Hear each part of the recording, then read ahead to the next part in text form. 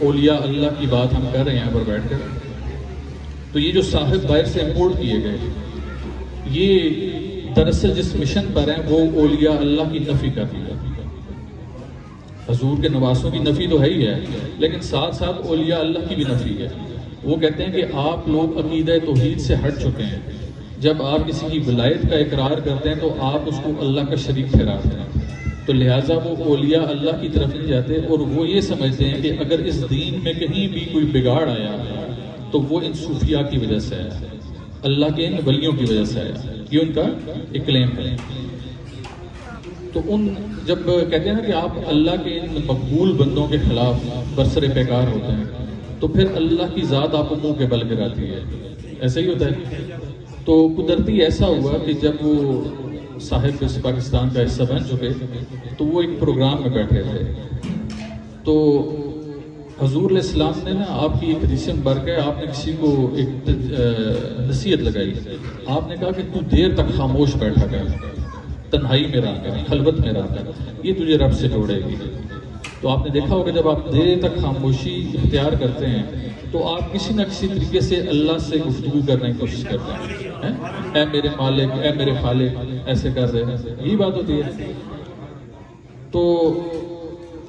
وہ صاحب جو کہ بولتے بہت زیادہ ہیں، ان کے سامنے مائک موجود ہوتا ہے، پنڈال بھی ہوتا ہے، اور پھر ماشاءاللہ سے ہماری حکومتوں نے پورا پنڈال سجا کے بھی ان کے حوالے کر دیا کہ یہ جی لوگ موجود ہیں، آپ ان سے واز کریں، نصیحت کریں۔ تو وہ ایک جگہ کسی پروگرام میں بیٹھے ہوئے تھے، اور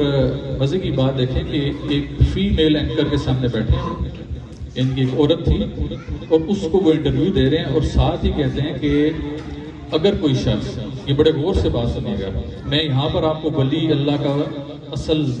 بتاؤں گا کہ ولی اللہ ہوتا کیا ہے، تو شاید اگر یہ میرا پیغام ان تک پہنچے تو انہیں بھی اللہ کا ولی سمجھ آ جائے۔ وہ صاحب کہتے ہیں کہ کوئی بھی شخص، کوئی بھی عام شخص، آپ کی میری ہم سب کی بات کی اپنی بھی بات کی، وہ کہتے ہیں کہ کوئی بھی شخص جو 20 منٹ تک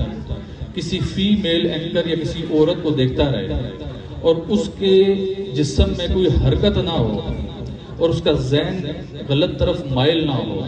تو بہتر ہے کہ وہ جا کر اپنا علاج کرائے کہ اس میں کوئی نقص ہے۔ سمجھ رہے ہیں؟ یعنی کہ ان کے کہنے کا مقصد یہ ہے کہ یہ جو مائیں بہنیں پیچھے آ کر بیٹھی ہیں، ٹھیک ہے، ہم ان کو 20 منٹ نہیں دیکھ سکتے، ہمارا ذہن اس قابل نہیں کہ ہم ان کو 20 منٹ دیکھیں۔ میں کہتا ہوں کہ آپ ہمارے مجمع میں آؤ، ہمیں گھنٹہ ان کو دیکھتے ہوئے دیکھو، لیکن ہمارا ذہن کسی غلط طرف نہیں جائے گا۔ ہم اللہ کے ولی کی محفل بیٹھے ہیں، آپ قرآن پڑھ رہے ہیں، قرآن کی واضح و نصیحت کر رہے ہیں،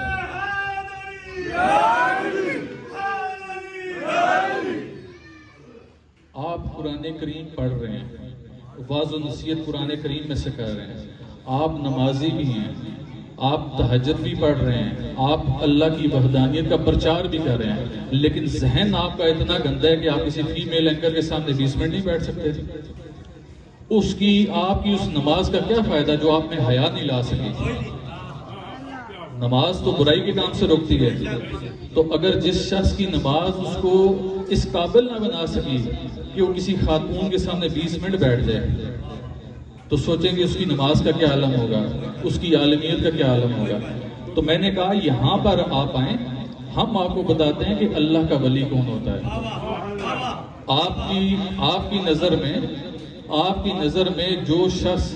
کسی عورت کے سامنے 20 منٹ بیٹھ کے اس کو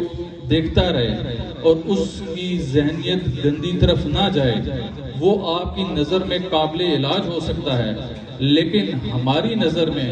جو شخص کسی عورت کے سامنے بیٹھ کر بھی اپنا ذہن کسی غلط طرف نہ لے کے جائے، ہماری نظر میں وہ اللہ کا ولی ہوتا ہے۔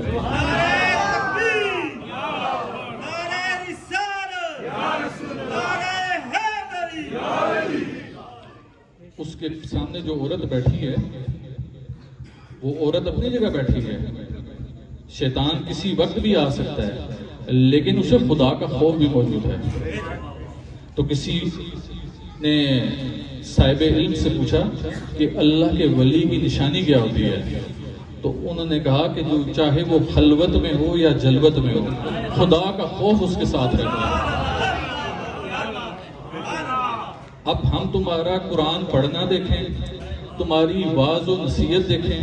تمہارا آیتوں کو رٹنا دیکھیں، تمہارا آیتوں کی نمبرنگ بتانا دیکھیں، یا تمہارا کسی عورت کے سامنے 20 منٹ تک بیٹھ